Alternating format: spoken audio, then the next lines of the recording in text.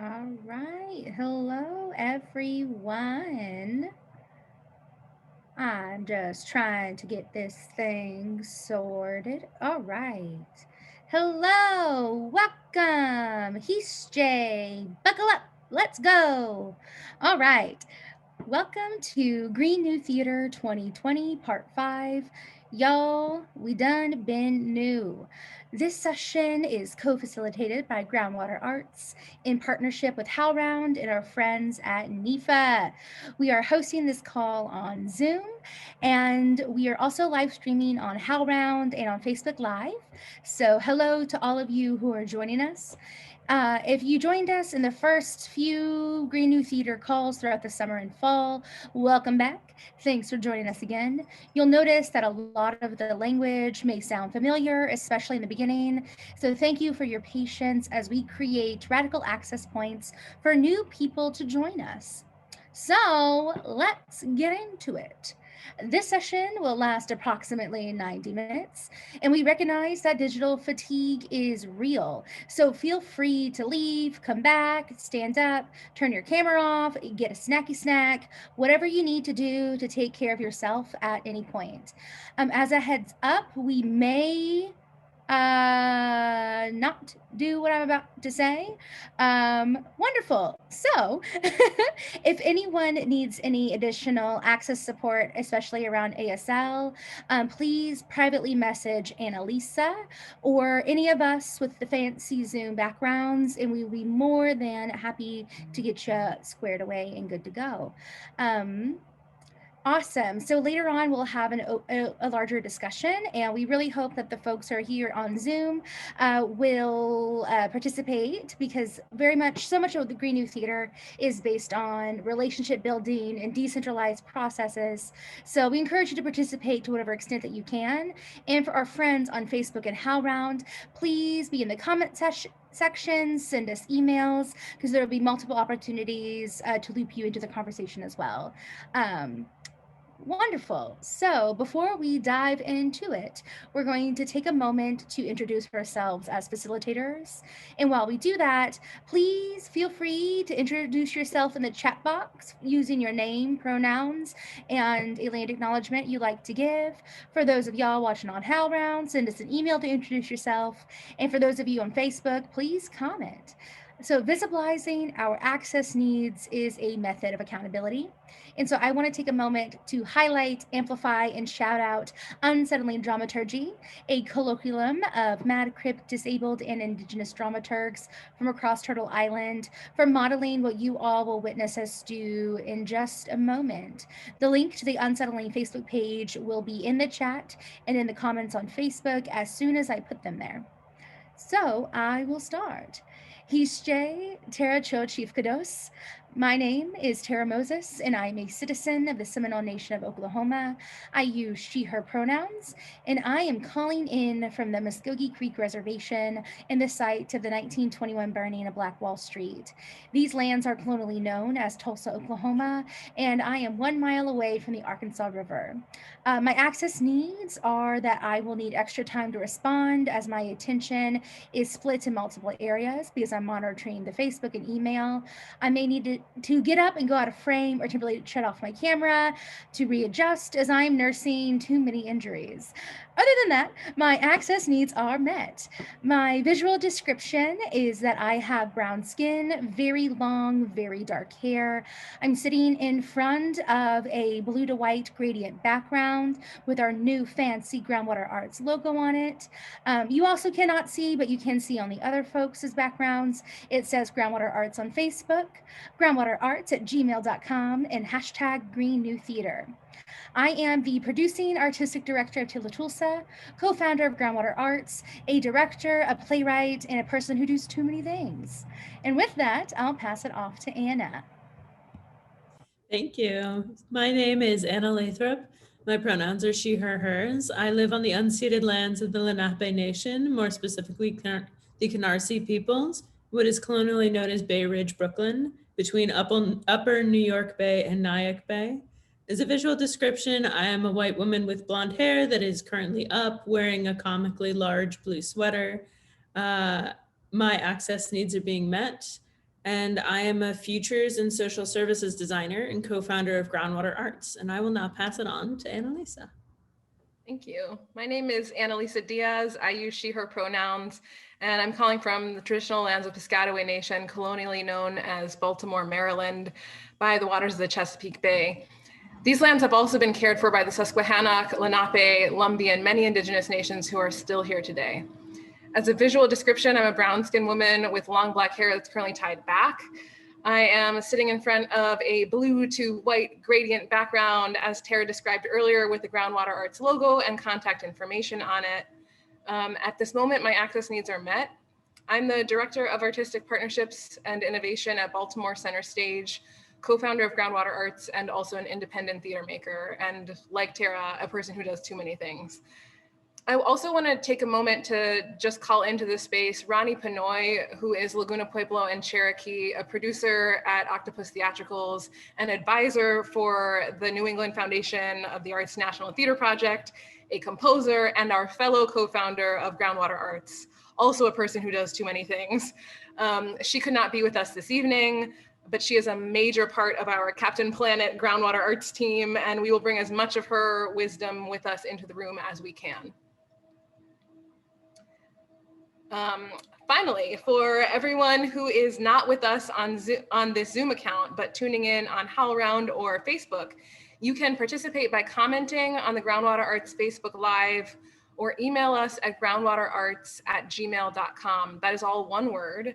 And our email is also in our virtual backgrounds. Tara will be monitoring those channels, dropping all links we discuss here in the Facebook comment section, and vocalizing what y'all share either on Facebook or through email. If you're unable to get on Facebook and viewing on HowlRound and want the links shared, please email us and we will send them to you. Zoom, the platform that we're using today and seemingly every day, is headquartered in what is now called San Jose, California, on the traditional lands of the Ohlone and Temian peoples. And we acknowledge the land Zoom resides on because the work we create here on a digital platform does not exist in an ether or an imaginary void, but is made possible because of physical land and the indigenous people who steward it. Groundwater Arts shapes, stewards, and seeds a just future through creative practice, consultation, and community building. For us, climate justice is defined as racial justice, economic justice, and a decolonized future. This call is the fifth in a series of 6 Green New Theater calls that has been spanning 9 months. As those of you who have joined us for more than one call already know, the calls are intentionally spaced out so that everyone has the ability to opt in or opt out as their personal bandwidth permits, and because deep change requires the capaciousness of time and care. We hope that over the course of these calls, we as a field will feel more equipped to move toward justice, both at an individual and institutional level as we look to rebuild. The Green New Theater document itself was created in collaboration with a wide array of perspectives that center Black, Indigenous, people of color, and disabled people, as those are the folks who are on the front lines of climate change and have been leading climate justice movements for decades. The document itself models community accountability, and you can read all of the names of the wonderful people who volunteered their time and expertise to the document. Each call will model a different principle of the Green New Theater. The document consists of 6 principles. They are community accountability, decolonized leadership practices, publicly transparent budgeting, right relationship to land and history, sustainable resources, and immediate divestment from fossil fuels. As you may already know, our call today will be centered on the principle of right relationship to land and history. We will also post a link to the full document in the chat now. Great, and it is there. So, I would like to take a moment to introduce our partner on the call, Quita Sullivan at New England Foundation for the Arts. We are so excited that she has joined us today. And so, I'm going to turn the floor over to her for a few minutes, and then we'll get on with the discussion. So, thank you so much for being here, Mado. Apoi natampa kita natasui Sullivan nishashayuank tarupas nishashayuank mantaka kwa shinakak wonk black nichapayuank nuikati Massachusetts wampanak nitmuk ayuanka shama nutap. So essentially what I just said, hello, my name is Quita Sullivan. I'm Turtle Clan, member of the Montaukett and Shinnecock Nations, and I'm also Black. I live here in what is known as Charlotte, aka Boston. Boston. I got to get that right, Boston. I am, the lands here are the Massachusetts, Nipmuc, and Wampanoag folks, and these are linguistically and some by blood my kin. And so I'm grateful to be in relationship with land that I have a tie to that has not been severed. I am the Senior Program Director for New England Foundation for the Arts Theater. I work in a team of 3, which I always bring them into the space with me because they help me get the work done. For visual purposes, I am a light-skinned Indigenous and Black woman with shoulder-length salt and pepper and purple hair. I'm wearing a red t-shirt, crazy colored glasses. Behind me is a white wall with my nation's banner, not our flag, but our banner. and a dress that was painted by a Narragansett artist by the name of Don Spears, who's a very dear friend of mine. In terms of access needs, I am currently okay. It's been a long day in Zoomland, but I may be interrupted at any point by my very loud cat. That enough?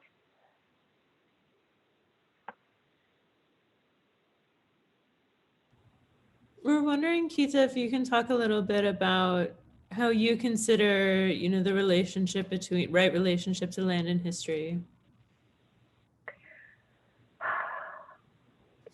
Back when I was an environmental justice attorney, one of the things that always used to make me, I don't know, if irritated or just ruffle, like make my hair stand on end, was when people would say things like, environmental justice means that everyone has a safe and healthy environment where they live, work, and play. And I would say, and pray. Because for me, the relationship to land is sacred. And therefore, I often am in prayer when I am out in the world, in places that I find to have a particular relationship for me. And always being, getting that moment where people go, oh, we can't say pray. But if we're going to be talking about environmental justice, we need to acknowledge that not everyone has the same perception of the land, that some of us have been here for generations uncountable. And that for us, the land is a nurturing relationship, but it is also a responsibility. Kakasunaki, Mother Earth, supports us, and it's our responsibility to support her. We can't, if you are not in a good relationship with your mother, then the rest of your life is not going to be in a good relationship. You will be struggling to find yourself, and it is the history of this country that intercepts that relationship. It was in order to create this American nation, it required the genocide and removal of the people who were here first, and the importation of people against their will in order to work what was stolen. And that for this particular piece of earth is where the relationship started to fall apart. You can't build a nation where all that you build is based on stolen labor on stolen lands. And if you don't realize that, you never understand why the relationship feels wrong. If you don't know that, if you don't think about that in all that you do, then your relationship is bad and you don't even know why. And so for me, as an environmental justice attorney and an environmental justice activist, it always was bringing people back to those origins of the dysfunction, because if you don't repair that original dysfunction, everything that builds on that is subsequently flawed. And so that's how I approach my relationship to the land, as a responsibility and as a gift, because that is, I am gifted with life. I am gifted to live in a place where I am surrounded by people who are my kin, even if mostly Boston thinks they're invisible and not there anymore. But we're still here, and we still are and we still know each other, and we still have that responsibility to each other. I think that's probably a good enough place to start.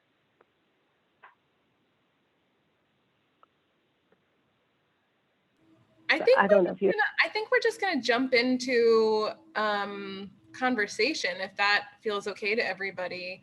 The conversation, just for everybody that's listening or with us on Zoom, this portion will last about 25-ish minutes, and it'll be between the Groundwater crew and Quita.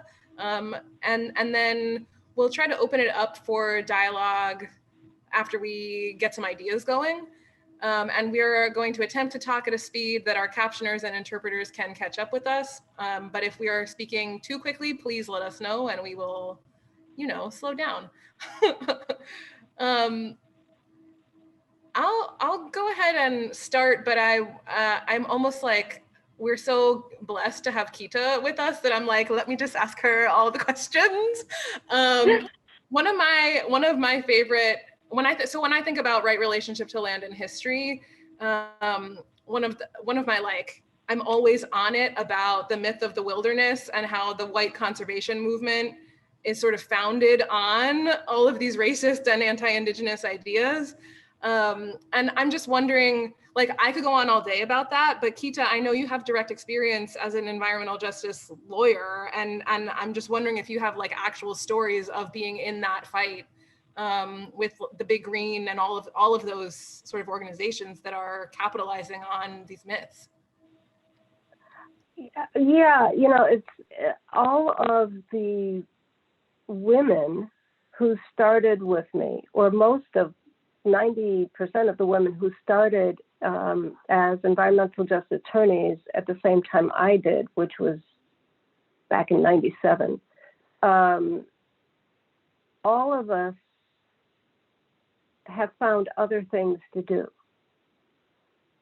And part of that has to do with this constant fight of, these environmental organizations that don't recognize the validity of our experience, the validity of our concerns about their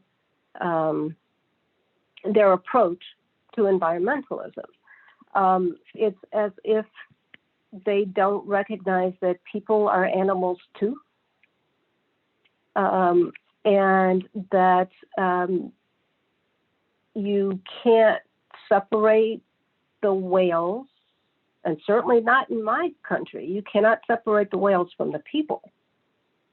We are a whaling people. We are in relationship with those whales.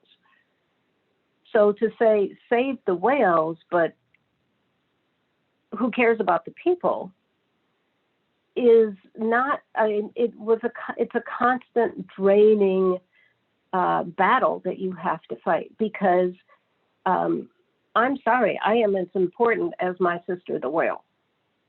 There is a relationship there that is valid and sustaining.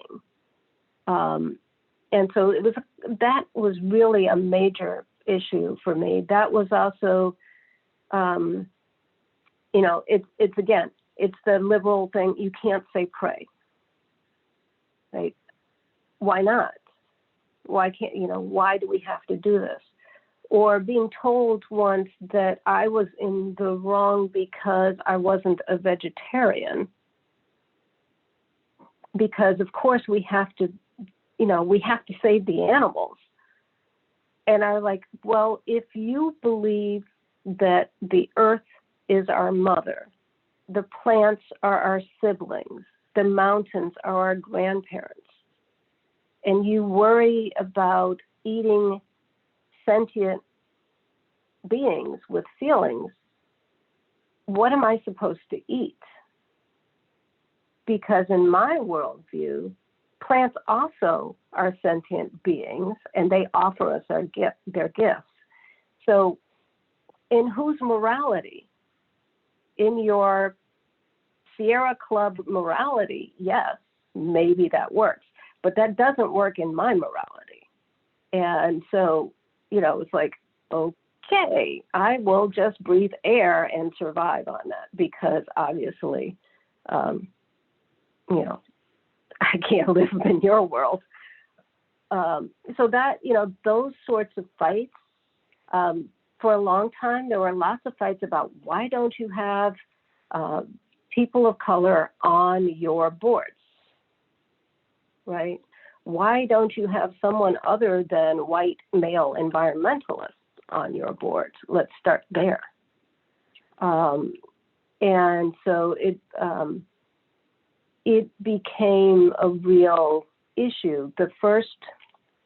At the first summit in 1990, Environmental Justice Summit, there was a real battle. There had been questions to all of these national environmental organizations put forward, and they still hadn't responded about environmental justice concerns, about their relationships with people, and they still hadn't responded. We held the second one. It was supposed to be in 2000, ended up being in 2001, and they still really hadn't made any changes. And in fact, there, I was feeling, even within that community, starting to feel invisibilized as an Indigenous person, because there was no acknowledgement of either sovereignty or the long-term relationship that we have in the places where we are from. And so even there, that was still a struggle, because again, being visible is often more difficult when you don't look like what people think you should look like. I don't adhere to the Indigenous phenotype.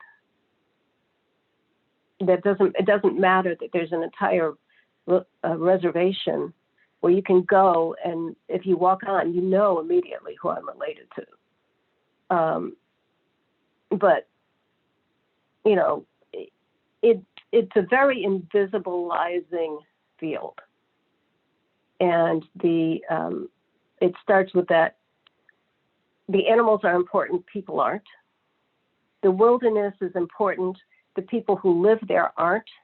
And in fact, they're destructive, even though it has been stewarded for generations by these same people. So it's an ongoing, very tenuous relationship.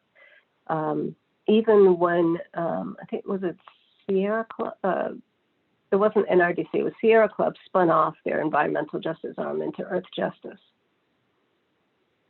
right? And even there, it was a fight to keep the focus on environmental justice and not just animals and water. And just to put a finer point on it for people who are listening and are like, maybe this is the first time you're sort of hearing about this idea of the myth of the wilderness, what Quita is sort of talking about and what we're circling around is if you kind of Google, and we'll drop a couple of links to articles about the history of the white conservationist movement in the US, but basically all of it was founded, the organizing impulses behind the conservationist movement relies on this ideology that is colonial, that is anti-Indigenous, which is the idea that the wilderness exists and we must preserve it. And in order for there to be a wilderness, there must not be people living in it already. And so from that organizing impulse, you get things like the Sierra Club, you get things like the national parks, and you get like actual legislation that is removing people from their lands in order to preserve the pristine wilderness. And there's a whole violent history that is tied up with the white conservationist movement, and that is ongoing, as Quita was just describing, even inside of the big green organizations like Sierra Club, like NRDC, like all of the big green. Many of the people that I know who are BIPOC folks trying to work inside of those organizations, similar to what Quita expressed, they're all like, I'm out, like I can't, this is harmful, it's oppressive. They're all leaving and basically founding, many of them are founding their own organizations and trying to do work in different ways. So we'll drop some, I think Tara might have already done it because she's that fast and amazing. But just to say, if this is the first time you're hearing about it, please like read up on the history of the white conservationist movement. And I know for me, I like talk about this all the time, but when I think about right relationship to land and history, there's so much healing that needs to happen in terms of how we think about even how to approach being in better relationship with the earth and being in better relationship as people who are living here on these lands. For me as a not native person, I'm like, how can I contribute to healing and not to reproducing harm? I want to say that it actually stems from the founding of this country, because it's the doctrine of discovery that says that uninhabited lands are available for colonization and therefore belong to the finder. And in order to do that, they had to declare the people who were here to be non-human. And therefore, it was, so that then you can take the land.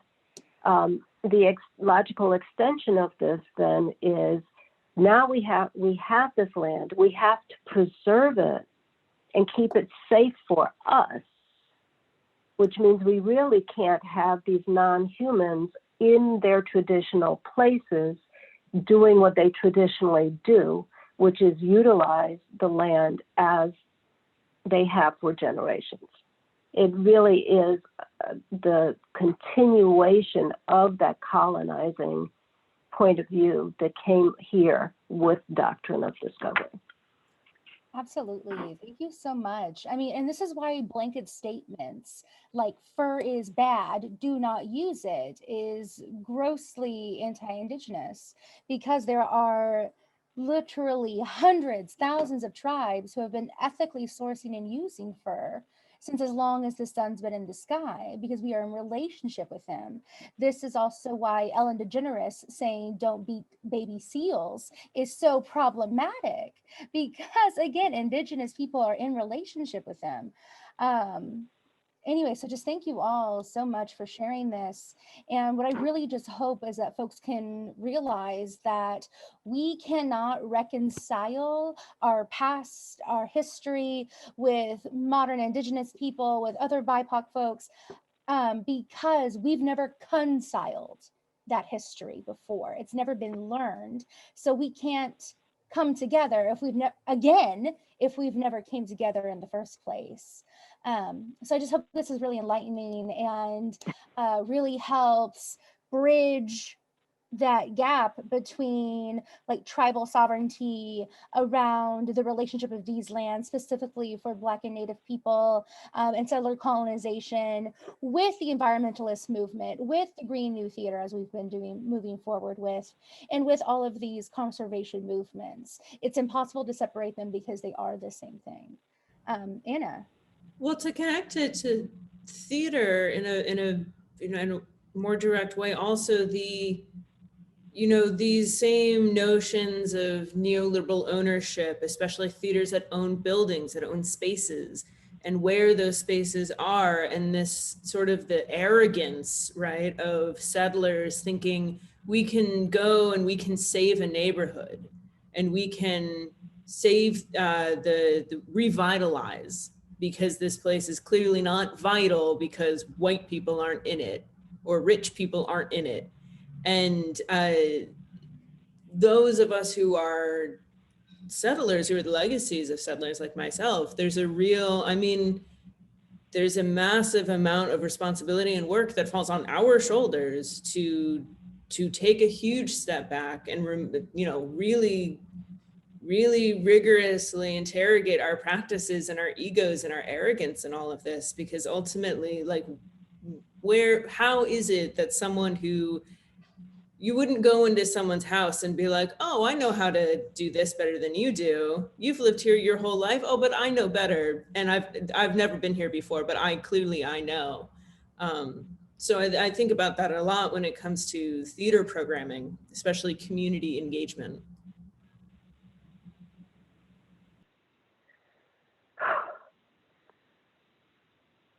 Yeah. How often have all of us been asked, can you connect me to this community? I don't live there. You do. You need to do your work, because these are the people who were there, are still there, are going to remain there. And you are basically a squatter.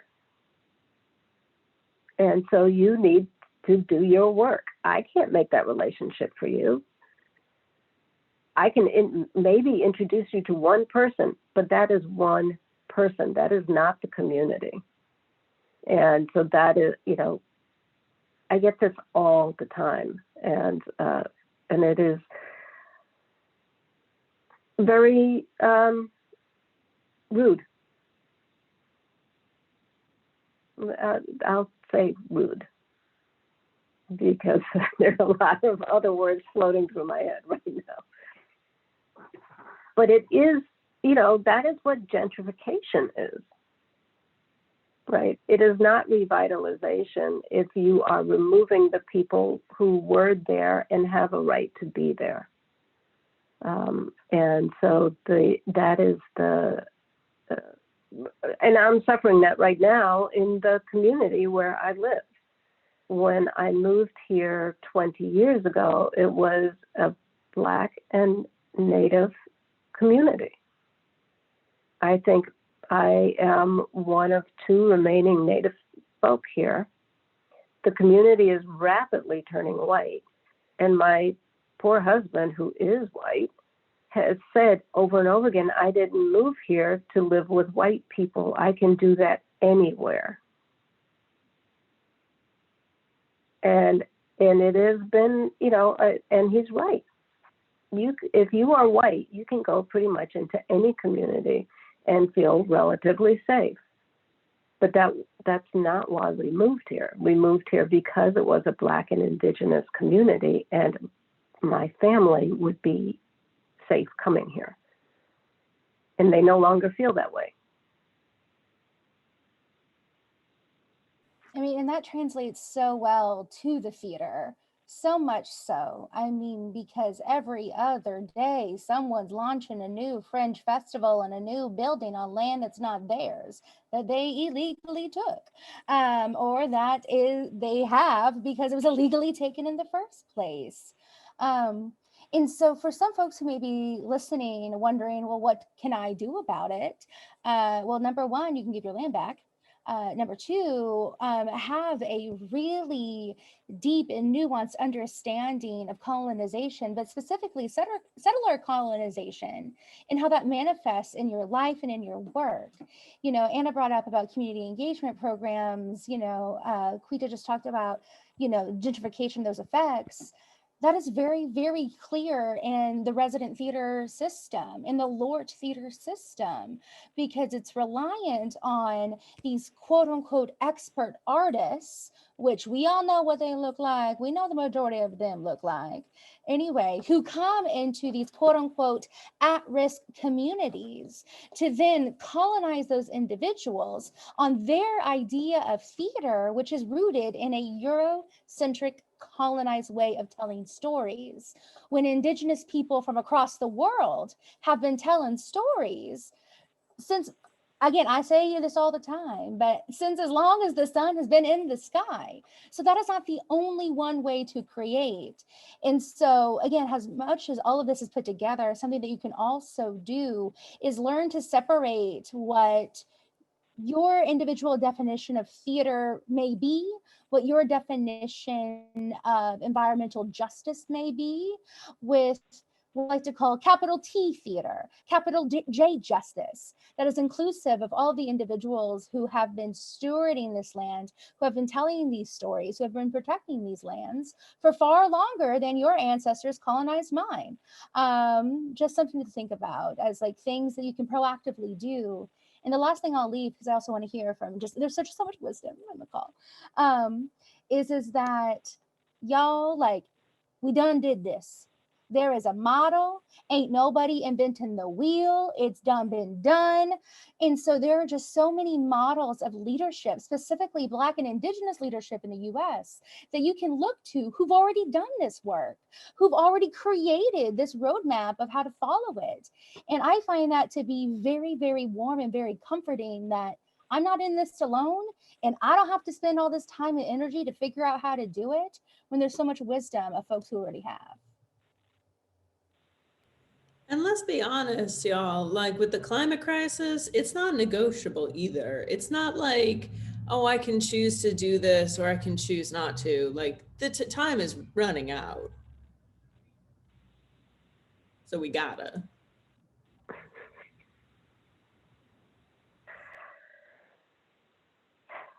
Yeah, I was going to say time is running out and is almost out. You know, yes, we're not using as much fuel oil, but we are using resources that are still affecting, in particular, indigenous communities through climate change. All of our electricity is still causing climate change. All of our, you know, the laptops that we use, the iPads, the phones, they're all using materials that are refined, that are extracted and refined, and are still impacting indigenous communities around the world. And while we are blessed to have these resources, there are indigenous communities out there that don't. They are being,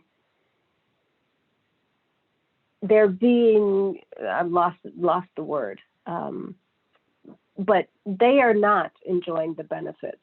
It's, you know, if someone came to you and said, oh, now we're going to have this great new garbage system and we're going to put it next door to you, right? So all of our garbage will be treated in this brand new recycling facility, but it's going to be in your backyard. Oh, and because you don't have any money, you really can't move anywhere else. And because you don't have any money, you also don't have any say in this because you have no political power to keep it out of your backyard. It is the same things when we are in Zoom. We are still participating in that extraction and objectifying and oppression. It makes it very difficult. I'm grateful that, you know, that I don't have to use my car, but I also have to be cognizant of the fact that everything I do still has an impact. And I don't have all the answers on how we mitigate them, but I was going to say I do have these. Every advisor who works with me, reading applications, everybody gets these because I refuse to buy any more plastic utensils for meetings. Right? There are costs to everything, and even it's not a big gesture, but it is at least that much more plastic isn't going into the system. Those are, you know, there are things that you can do. That goes back, Quita, to a little bit about what you were saying.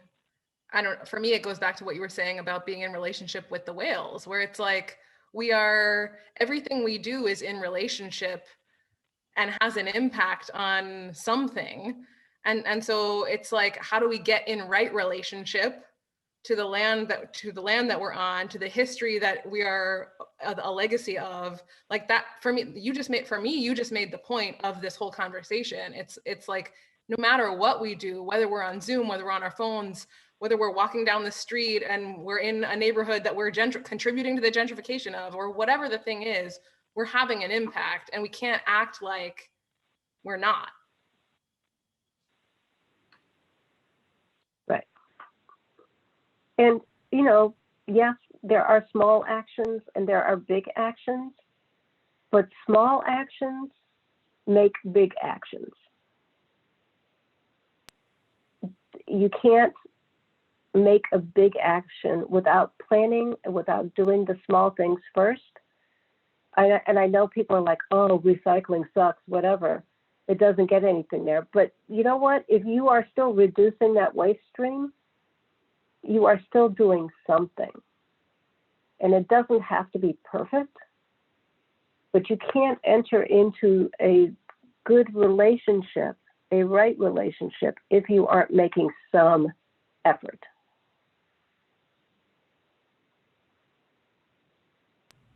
So I am checking my battery level, by the way.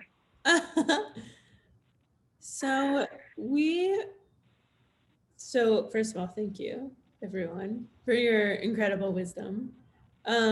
We're going to read aloud the poem For Calling the Spirit Back from Wandering the Earth and Its Human Feet by Joy Harjo. And then we're gonna just move into a conversation with everyone, just holding everything we've heard in our discussion and this beautiful poem. So I'm going to share my screen and Tara is going to read it aloud.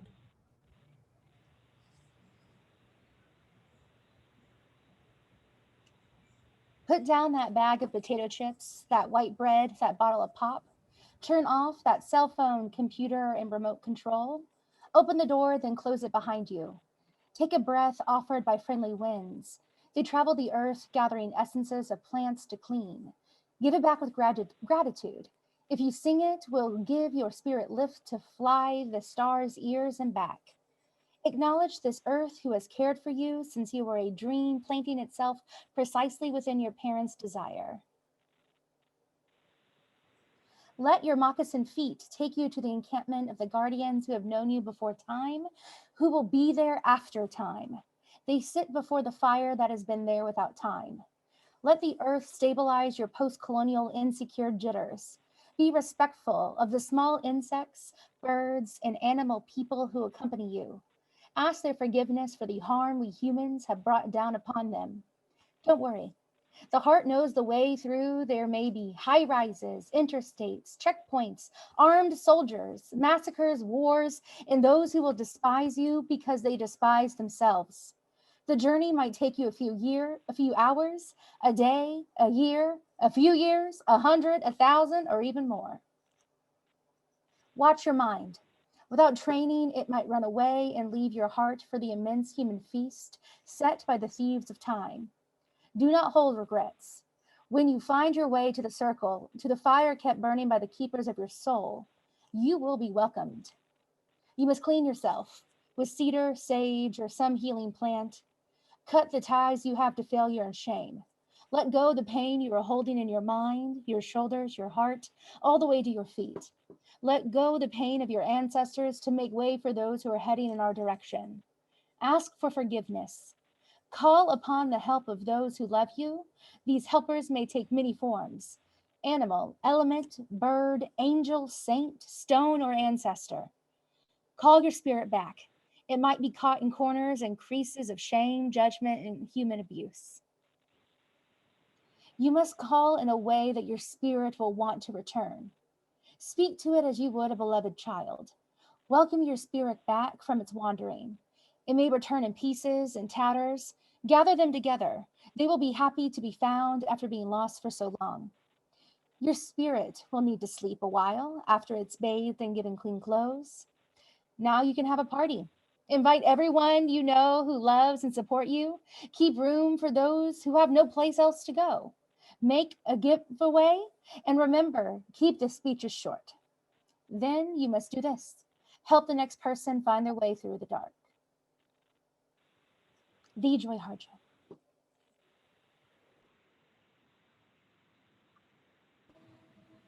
And just to say, Ronnie, who couldn't be here with us, was the one who suggested that poem. And so big thanks to Ronnie, because oh my goodness, I hadn't known that poem before, and it's such a gift. So I just wanted to call Ronnie in to the space with us. Is now the time that we have more conversation? And if people on the call want to turn their cameras on and join us, we want to open it up to conversation. And I don't know, Tara, if there are some thoughts and questions at all in the Facebook land. No, not yet. So those of y'all on the Facebook land, this is your time to shine, folks. So feel free to also throw in any thoughts, comments, questions, anything you would like for us to discuss here in the Zoom land, or anything that you want to share from Facebook land and where you are. And feel free to use the raise hand function in participants, or just make a movement in your box, or just unmute and jump in.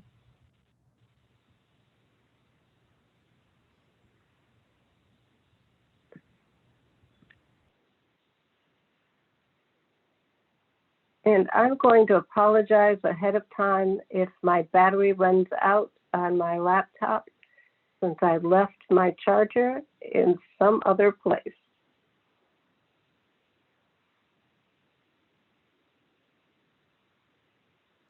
Which also means if there's like people who are wanting to ask Quita a question, get it in now, because don't miss out on the immeasurable wealth of Quita Sullivan, everyone.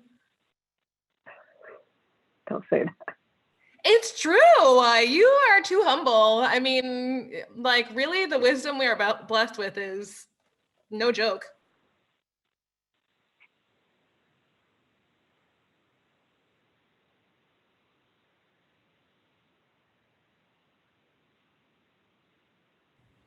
Well, I'll say which part of the poem I liked the most. I mean, the whole poem is brilliant, right? And I love then you must do this, help the next person find their way through the dark. Because it just, for me, it sort of highlights the fact that it's not one linear journey. It's like, it's cyclical. It's always moving on to the next person to pull another person in there and help them through to this journey, which is like, so it's so not about just you, which I love. And also, it's not always about you. It's not just other people. Again, as you know, Quita was talking about earlier, what we've been talking about, it is the land, it is the air, it is the water, it is the indigenous people who steward the land you live on, who you may not know. It is those folks who are on the front lines of climate change, who you may also not know. It is those folks who've been displaced by your theater, who you purposefully don't know.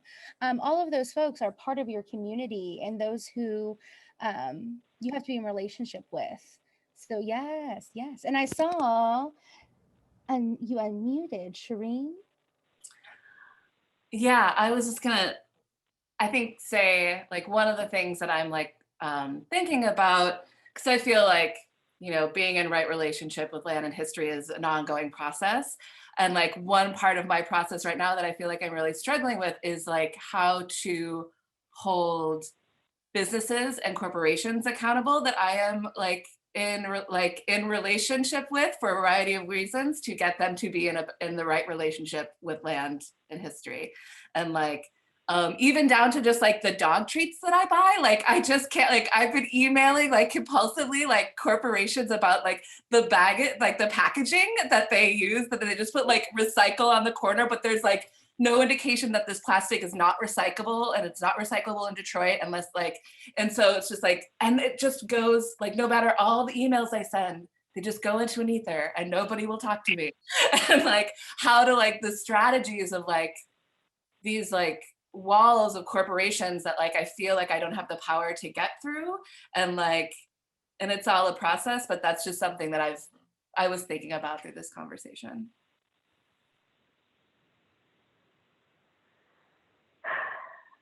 Yeah, that is such a major issue. I mean, even if you are going to your local store, right?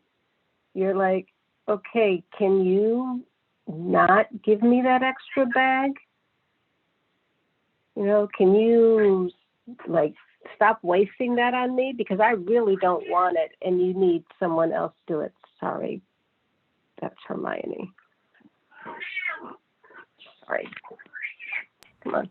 I think there's also, I don't know, I'm curious, Annalisa and Tara, how you would feel about this, but I think there's an efficacy in sort of the policy level of also like New York with its plastic bag ban that then didn't happen because of COVID and is now happening again. There is some amount that can be done sort of on that larger level, but it's also that sort of, it's dependent on the existence of the state, which is like already inherently problematic as a solution, right?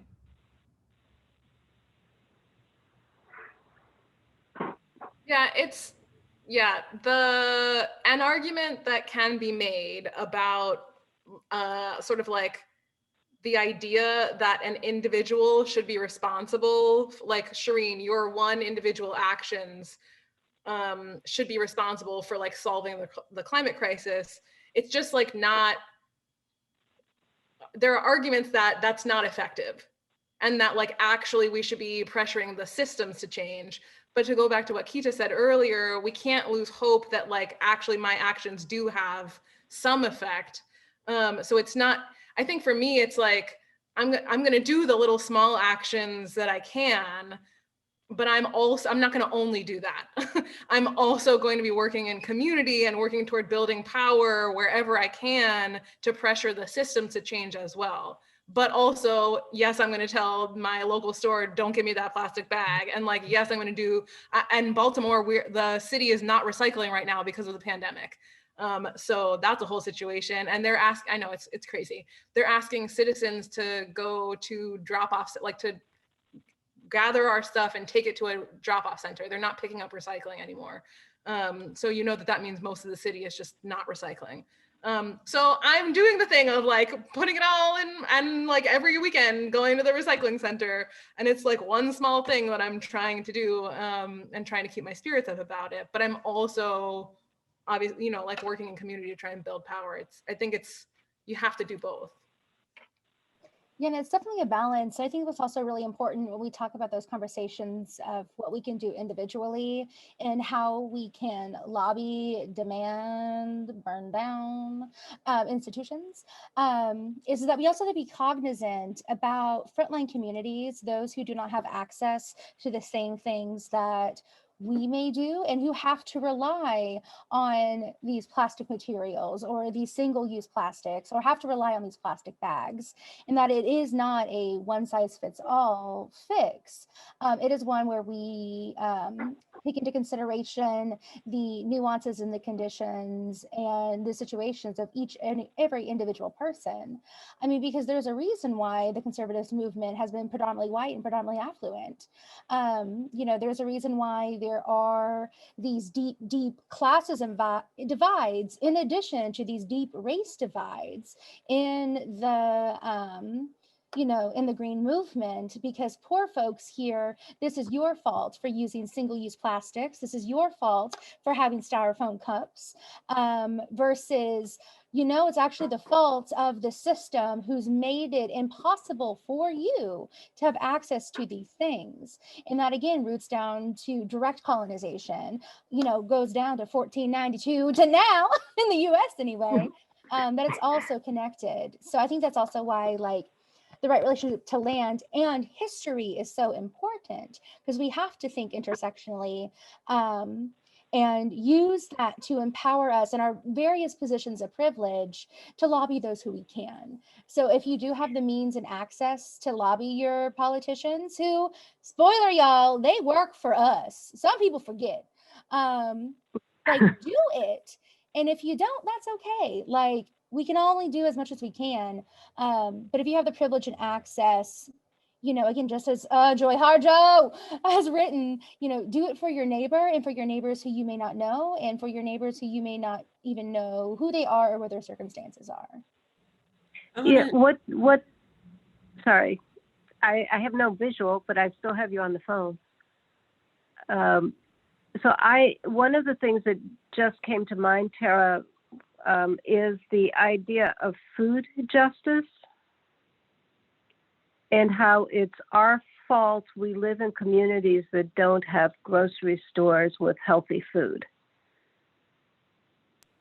Ooh. And how does, but you haven't made it possible for us to have reasonably priced food, and you haven't made it possible for those businesses that would bring those foods to move into our community. And that is not something that as an individual I have control over. It is a systemic issue that people are not able to deal with unless they actually come together as a community.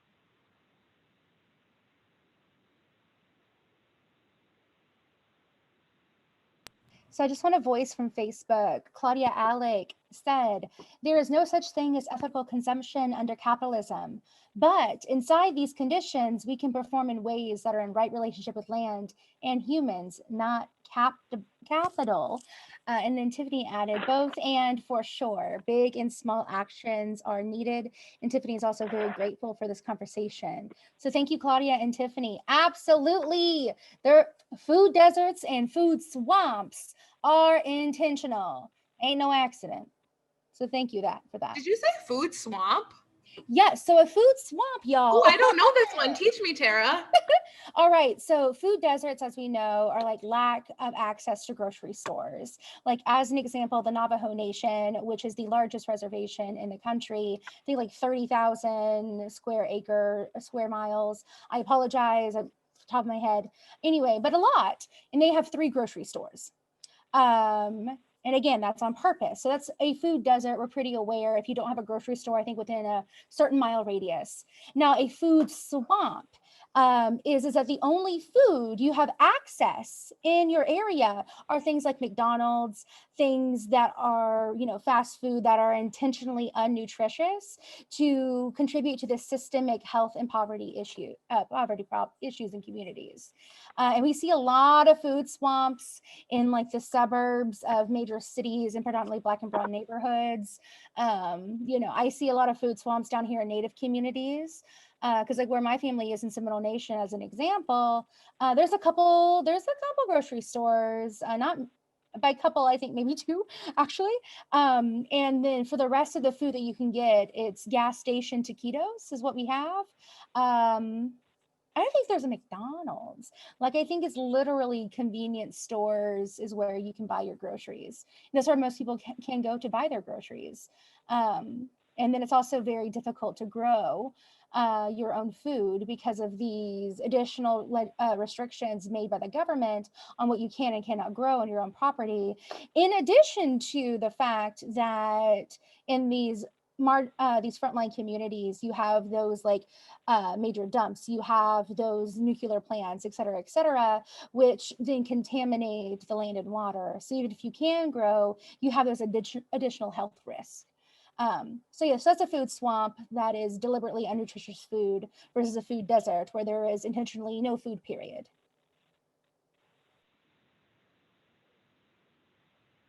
I'm gonna look up, this just made me think of, I'm working on a project called The Invention of Seeds, which is about the moment when seeds became quote unquote inventable, which has to do with the whole history of genetic engineering and GMO, all of the things.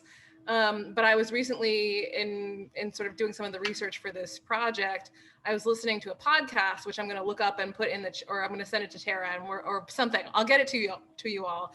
But it was a podcast which was, I think it was hosted by Emergence Magazine, and it was the guest on the podcast was an indigenous seed keeper, and they were talking about our relationship to seeds and and like what even the sort of like driving through the Midwest of the US and like looking at these fields upon fields of corn, and they just really, I mean, I want you all to listen to the podcast because I'm going to butcher the story that they told about this sort of like looking at the fields of genetically modified corn and sort of thinking about how brokenhearted the seeds must be to be these sort of like tattered strands of seeds that don't know who they are anymore and don't know their relationship to the land. And this seed keeper was talking about how, isn't it like, of course, this is what colonial capitalism, these are the kinds of seeds that we've made, because aren't they a representation of the people on these lands who like don't know who they are anymore and don't know where they came from? And it's so the way of this way of thinking about relationship to seeds and land, so many of us, I think, have forgotten how to be in right relationship with things like food and seeds. So I'll find that podcast for you all and put it in the chat.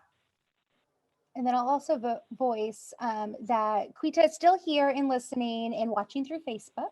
So she is with us. And then also what Claudia added is that supremacy culture creates a false narrative that all problems are those of the individual. It privatizes things that should belong to everyone. It encourages us to not care about our public space and each other. And it blames us for the circumstances it creates and profits from. And to that, I say amen. Yeah, so are there any other thoughts? Annalisa just dropped that in the chat. And so I will put that in the comment section for our Facebook friends. But yeah, is there anything else? Anybody has any other thoughts or things they want to add? We can also change gears, anything.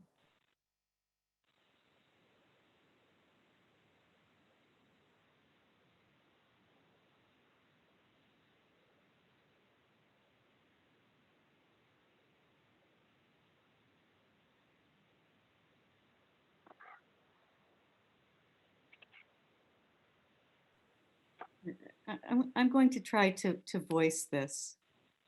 Could you say more about the ownership of one's own body? I totally get that the notion of possessive individualism is a capitalist colonializing force. But how does one have agency, or is that just not even a good word? Isn't having ownership over one's body part of being a responsible member of the whole? Did that make any sense?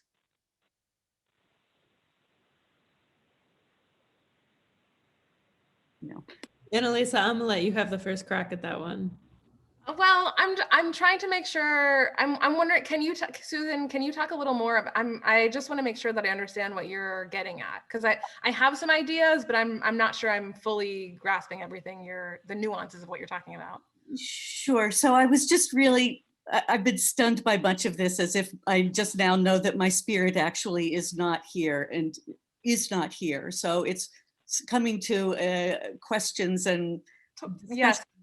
But I was just kind of really thrown by Tara's statement that this ownership of one's body, because when we think about people who are disempowered by all of these colonialist structures, it seems like we're often encouraged to find one's voice, to assert oneself and raise up others to raise their voice.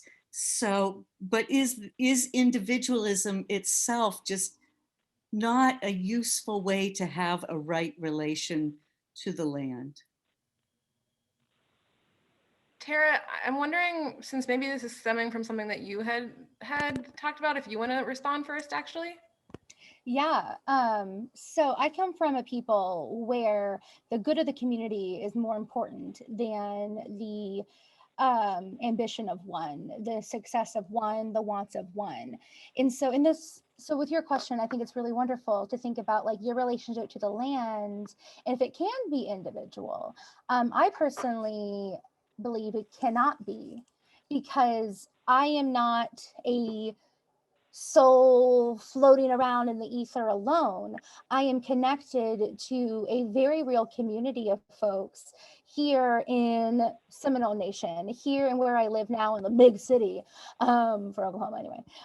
My connection with Groundwater, my connection with all my other theater folks, my connection with you all in our Zoom room right now, my connection with the land and the water and the air and the animals that I'm in proximity to.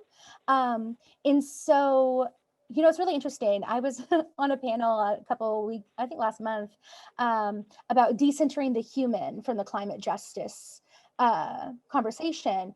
And whenever that was asked to me, I had a very strong visceral response of like, absolutely not. You cannot do that, because we are equals and with and a part of every single every single element of this. It's very circular. But then I pause and I remember that white supremacy culture, capitalism, teaches us that it's every man, woman, child, person for themselves. Darwin, social Darwinism, fuck that guy. That it's all very much about the one person, the one you, working towards whatever those goals are. And that also may extend to your one unit, your one family, your one community.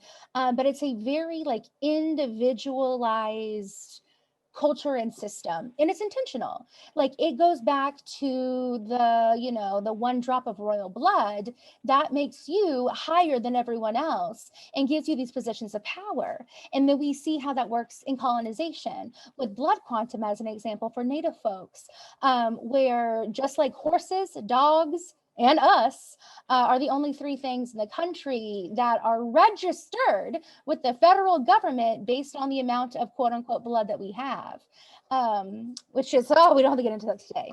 And then the same thing when it comes to Jim Crow laws and how Black folks were treated and continue to be treated in this country, that if you have one drop of African blood, that makes you Black, so therefore we can oppress you.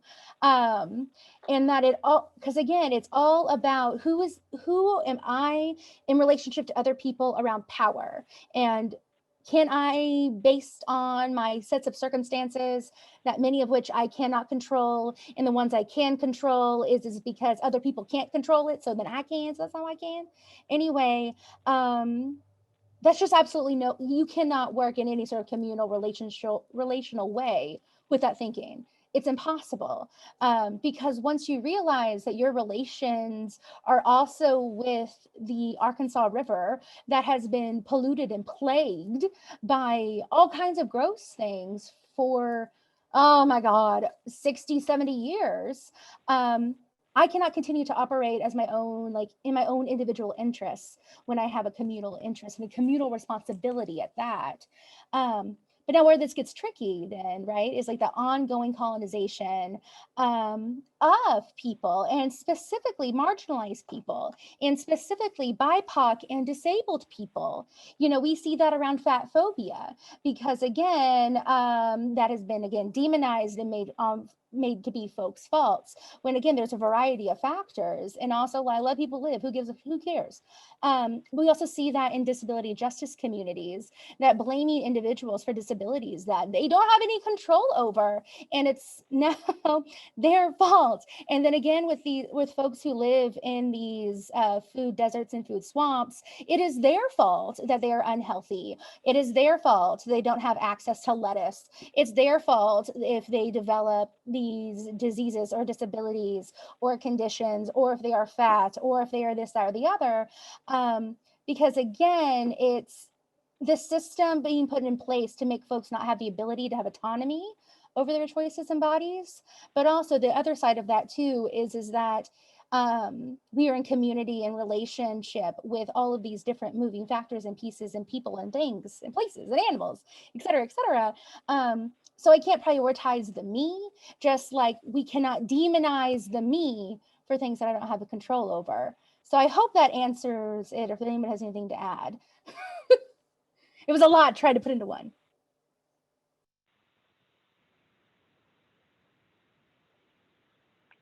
Yes, and Quita coming through on Facebook has added, one drop gives the oppressor more slaves, and blood quantum makes fewer indigenous folks. The system works the way it was designed. Amen. Has added. She's here.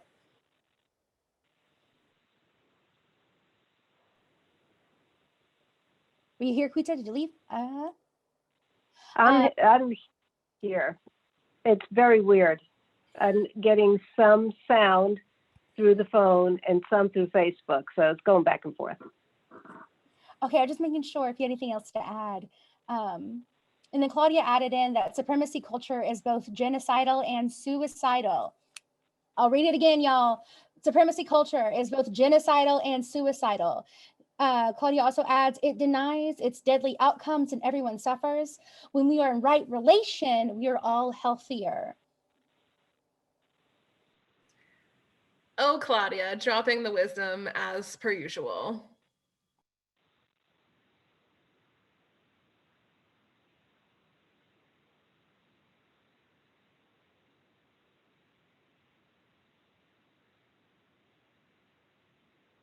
I don't know what I'm attaching this to, but I'm thinking a lot about how white supremacy culture, you know, enforces assimilation and be like us, be like us, be like us, and then it's everyone for themselves. Like it's like this like such this like incredibly harmful pattern of erasure, and then now that you're quote unquote in a community, you're really not, you're on your own. And it's like such an incredibly narcissistic like system that like this country has been built upon.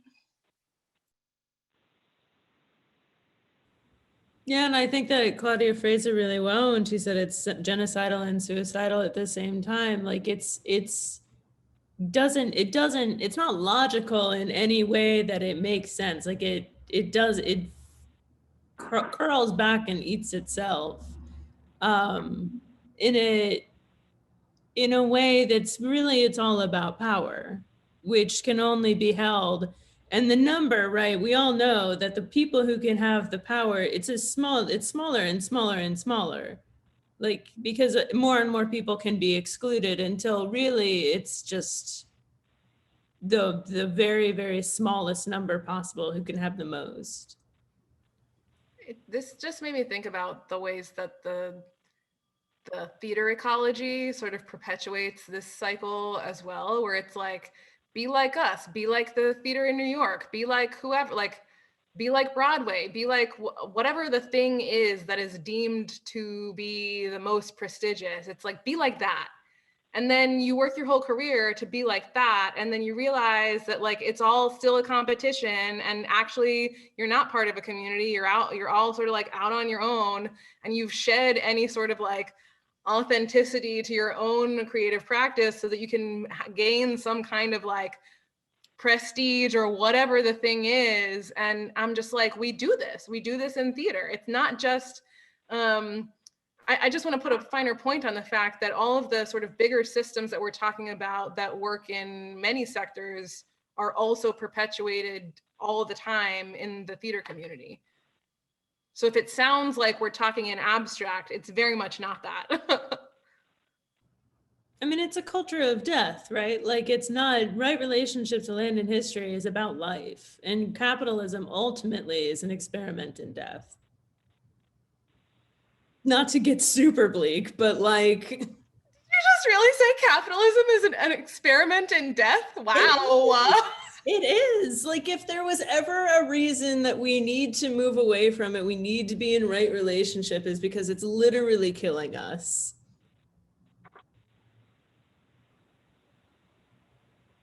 Yes, and also to uplift, Claudia has added brilliance from Shireen. So thank you for that, Shireen.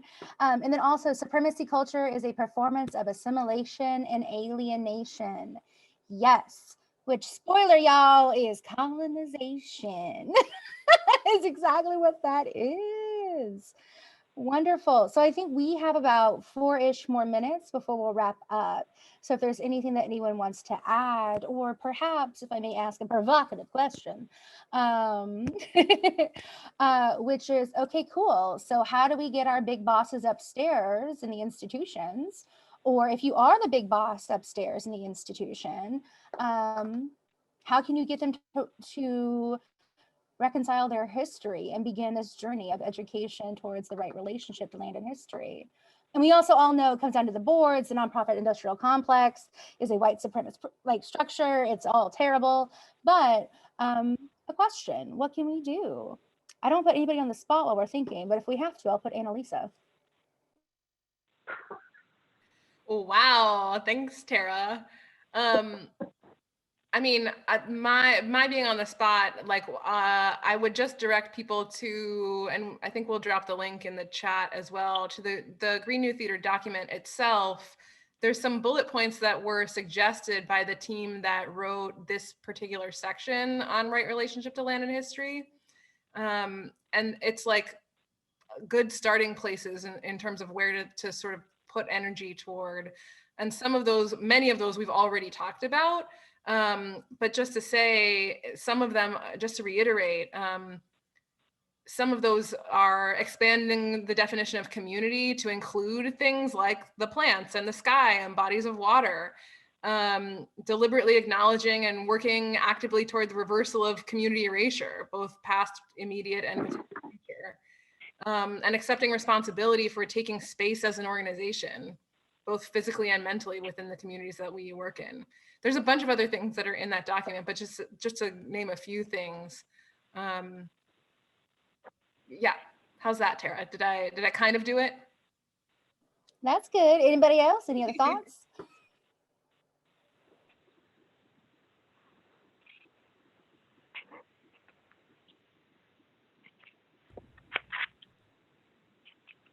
Well, I think, Tara, you said it really well when you talked that we can't reconcile. There's never been a peace to go back to. We have to reconcile.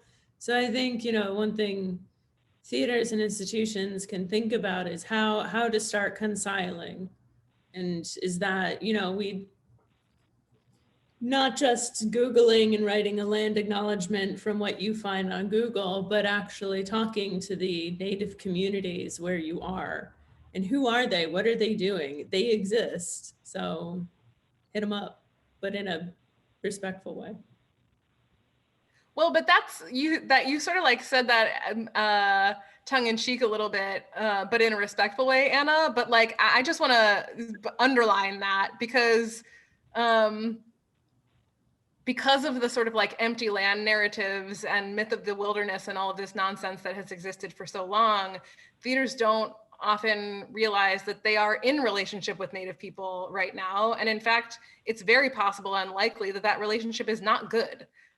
So you can't just go to people that have been harmed for decades and be like, now we want to be friends and expect Be good. Yeah. I think it requires humility, like immense humility when trying to reconcile for the first time.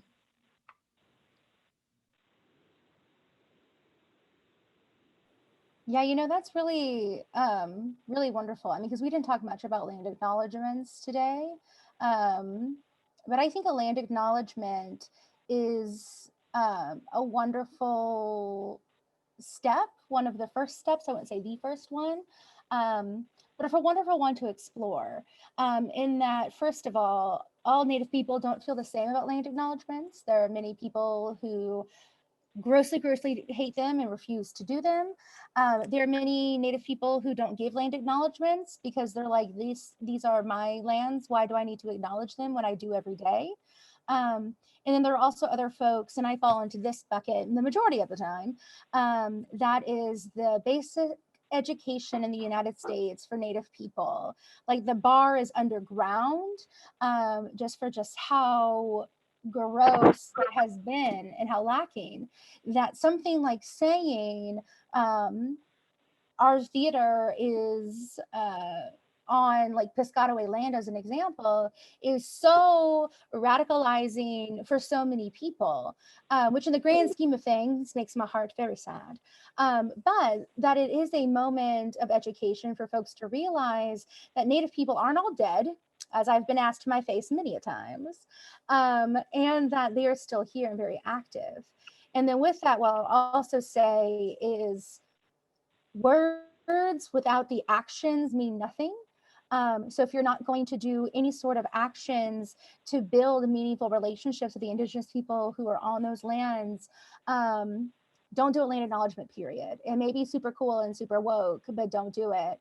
And same thing with that is take the amount of time it takes to actually craft a meaningful, active, accurate land acknowledgement in relationship with the Native people first, and take the time you need. Because I also know that right now, a lot of theaters are feeling this pressure, especially through the We See You White American Theater movement, to do the right things now. Like, we need to do a land acknowledgement right now. And in that hurried need, we are losing so much authenticity and respect and purpose of why we do it in the first place.